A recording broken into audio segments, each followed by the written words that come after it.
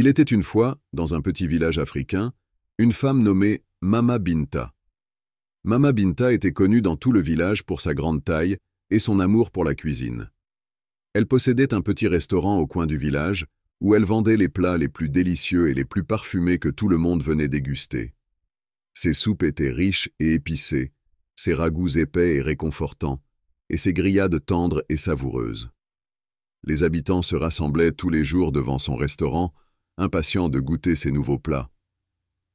Mais Mama Binta avait un sombre secret que personne ne connaissait. En vérité, les ingrédients de ses plats n'étaient pas ce que l'on croyait. Elle n'utilisait pas de viande de chèvre, de poulet ou de poisson comme les autres. Elle avait un appétit étrange et malsain pour la chair humaine. Chaque fois qu'un enfant disparaissait mystérieusement dans le village, les gens ne pensaient pas à mal, croyant que l'enfant s'était perdu dans la forêt ou qu'il était parti jouer dans un village voisin. Mais en réalité, Mama Binta rôdait dans l'ombre, attirant les enfants égarés avec des promesses de bonbons et de gâteaux, puis les emmenait dans sa maison sombre à l'orée du village. Là, elle les capturait et les cuisinait lentement, ajoutant des épices et des herbes pour cacher l'horrible vérité. Avec le temps, les disparitions devinrent de plus en plus fréquentes et les villageois commencèrent à s'inquiéter.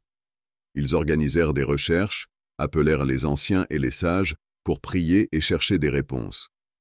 Un jour, un jeune garçon nommé Kofi, connu pour sa curiosité et son courage, remarqua que Mama Binta avait toujours beaucoup de viande fraîche, même lorsque le bétail du village se faisait rare. Il décida de mener sa propre enquête. Une nuit, Kofi suivit Mama Binta discrètement alors qu'elle quittait son restaurant. Il la vit se diriger vers la forêt sombre avec un sac lourd sur le dos. Caché dans l'ombre des arbres, il la suivit jusqu'à sa maison isolée. Là, il attendit patiemment, et lorsqu'il entendit des bruits étranges venant de l'intérieur, il jeta un coup d'œil par la fenêtre. Ce qu'il vit le remplit de terreur et de dégoût. Mama Binta était en train de préparer un grand chaudron de soupe, et à l'intérieur, il distingua des morceaux de ce qui semblait être des restes humains. Kofi retourna en courant au village et alerta les habitants. Horrifiés et en colère, ils se regroupèrent en masse et se dirigèrent vers la maison de Mama Binta avec des torches et des armes improvisées. En voyant la foule en colère approcher, Mama Binta essaya de s'échapper, mais les villageois l'attrapèrent rapidement.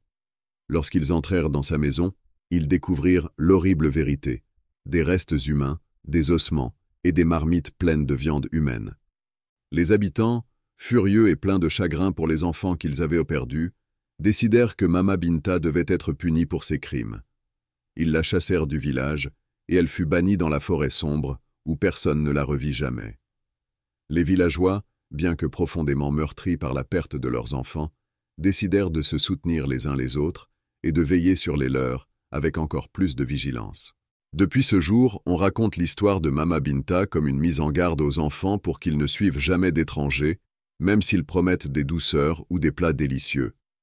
Et dans ce village, on se souvient toujours que parfois, le mal peut se cacher là où on s'y attend le moins.